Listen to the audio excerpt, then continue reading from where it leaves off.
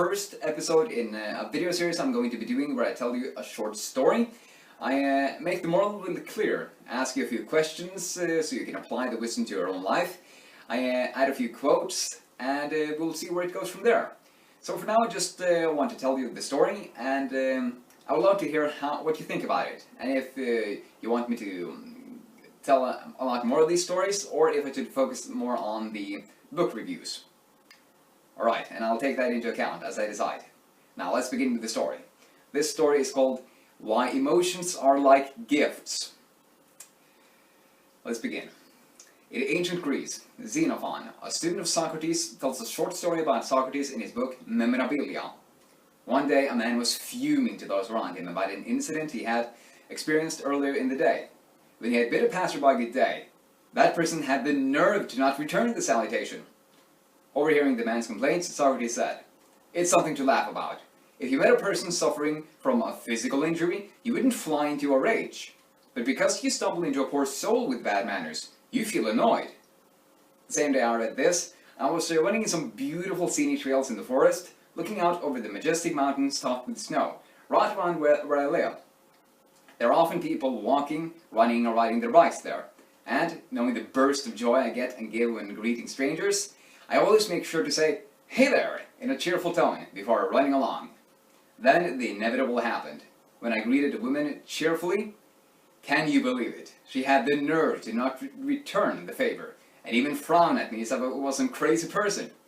As I started looping down into my dark, mental pothole about how self-centered people are in their little igloos as they go about their days, or how I should consider not greeting anyone from now on, since it's so uncomfortable not receiving any answer, I remembered what Socrates had said over 2,400 years ago, in Athens, that just as it isn't reasonable to get insulted when we meet someone with a physical injury, it's also short-sighted to be annoyed when we meet someone who feels bad about themselves, has bad manners, or other qualities that may offend us. And isn't it reasonable to say that when someone treats us badly, they treat themselves far worse? Because all emotions are like gifts we pass on to each other, and we cannot give what we do not have, right? So, when you feel annoyed at another person for the way they treat you, I would suggest this instead of becoming this for you. This experiment. Instead of becoming frustrated, thinking about it and replaying in your mind how you perceive they have wronged you, generate compassion from the knowledge that whatever emotions they give to you is multiplied 100-fold toward themselves, be it good or bad. And, oh, that's my timer. And I also have a moral capturing quote from another author. I like connecting the ideas to each other, looking at the whole of life. So this one is from Marianne Williamson, who is a American spiritual teacher, author, and lecturer.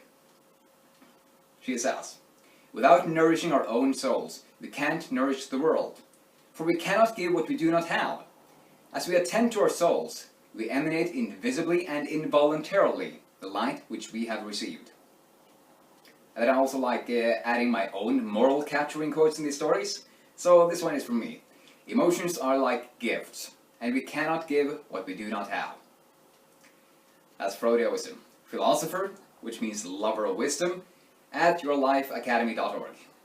Alright, I would love to hear what you think about these stories, and can't wait to share more. Alright, have another awesome day. See ya.